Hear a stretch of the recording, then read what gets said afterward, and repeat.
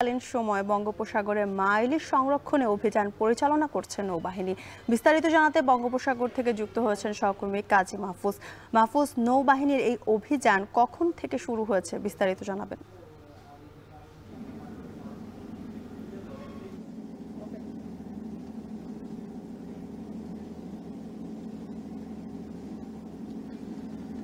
বাংলাদেশ নৌবাহিনীর ইনেটু সিভিল পাওয়ারের আওতায় মূলত আজকের এই অভিযান। আমরা সকাল থেকেই মূলত নৌবাহিনীর জাহাজের সাথে রয়েছি। দুটি জাহাজ, কিন্তু একটি শৈবাল আর একটি শাপলা, দুটি জাহাজে এই অভিযানে রয়েছে।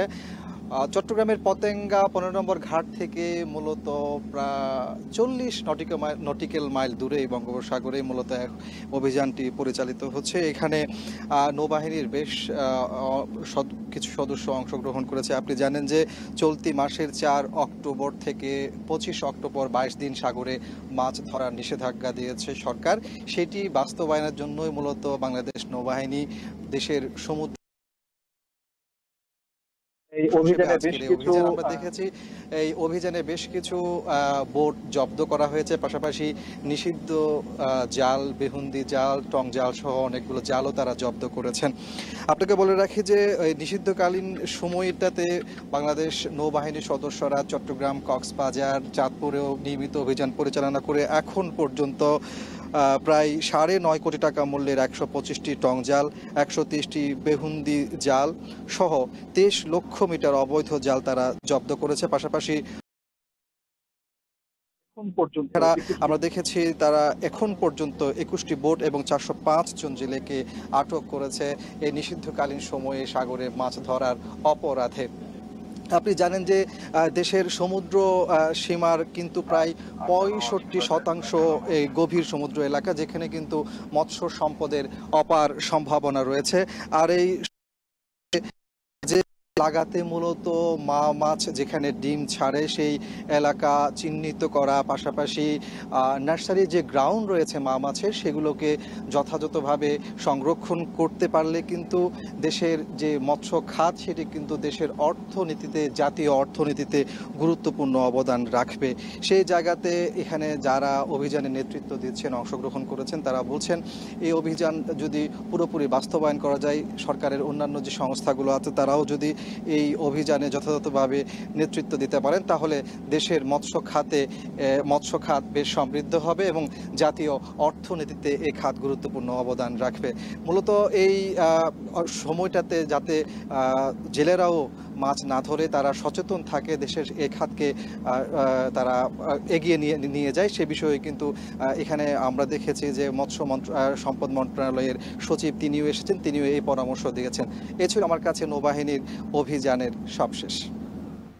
চট্টগ্রামে চলছে মা ইলিশ অভিযান, সে খবর জানাচ্ছিলেন সহকর্মী কাজী মাহফুজ। এদিকে নিষেধাজ্ঞা উপেক্ষা করে শরীয়তপুরের পদ্মা মেঘনায় অবাধে চলছে মা ইলিশ শিকার ও বিক্রি।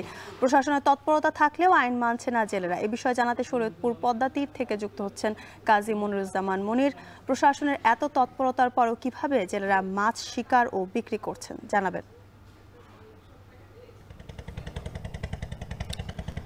জ্যোতিকা, আসলে এবছর কিন্তু জেলেরা শুরু থেকেই অনেকটা বেপরোয়া। তারা নদীতে নামছেন এবং মাছ শিকার করছেন, আর সে সকল মাছ নিয়ে কিন্তু নদী তীরে তারা অস্থায়ী হাট বসিয়ে সেখানে একেবারে বিক্রি করছেন। সেই মাছগুলো কিন্তু ক্রেতারা কিনে নিয়ে যাচ্ছেন, এমনটা কিন্তু আমরা একেবারে চলতি মাসের যে 4 তারিখ থেকে অভিযান শুরু হয়েছে সেই শুরু থেকেই আমরা লক্ষ্য করছি। আর অপরদিকে কিন্তু অভিযানের শুরু থেকেই আমরা দেখছি যে প্রশাসনও কিন্তু তৎপরতা চালাচ্ছে। তারা নদীতে বিভিন্ন সময় অভিযানও দিচ্ছেন এবং সেই অভিযানে কিন্তু জেল জরিমানাও করা হচ্ছে।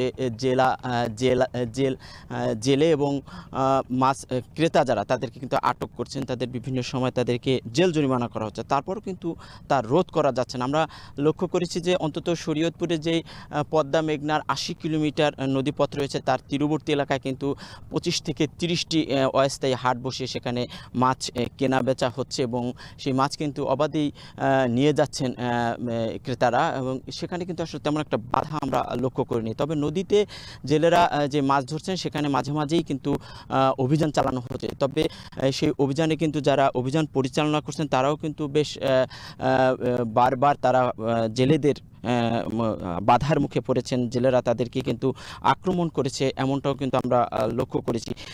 চরাত্রা, নওপাড়া, কাচিকাটা এই অঞ্চলে একেবারে অবাধে সেখানে কিন্তু ঘর বসিয়ে তাঁবু টানিয়ে জেলেরা মাছ কেনা বেচা করছেন, যদিও সেগুলো খুব একেবারে চরাঞ্চল বিধায় সেখানে কিন্তু খুব একটা অভিযান হচ্ছে আমরা সেটাও কিন্তু লক্ষ্য করছি না। আজকে একটি অভিযান, বড় ধরনের অভিযান হবে এমন কথা শোনার পর কিন্তু এখানে অনেক সংখ্যক জেলে আমরা কিন্তু এই পদ্মার এই অংশে, জাজিরা অংশে আমরা লক্ষ্য করেছি এবং সকাল থেকেই ছিল আমাদের উপস্থিতি। পাশাপাশি আজকে একটি অভিযান হবে, এখানে বিভাগীয় কমিশনার এই নদীতে নামবেন এমন একটি তথ্য জেলেদের কাছ থেকে আমরা শুনতে পেয়েছি এবং তারপর থেকে জেলেরা কিন্তু তাদের জাল নদীতে রেখে তারপর কিন্তু তারা তীরবর্তী এলাকায় অবস্থান করছেন এবং বেশিরভাগ এলাকায় কিন্তু জাল নদীতে ফেলে তারা তীরবর্তী এলাকায় নামছেন এবং জেলেরা যদি অভিযানের মুখোমুখি হয় সেক্ষেত্রে কিন্তু অভিযান পরিচালনাকারী প্রশাসনের লোকের উপরেও কিন্তু তারা তাড়া করে, হামলা করে।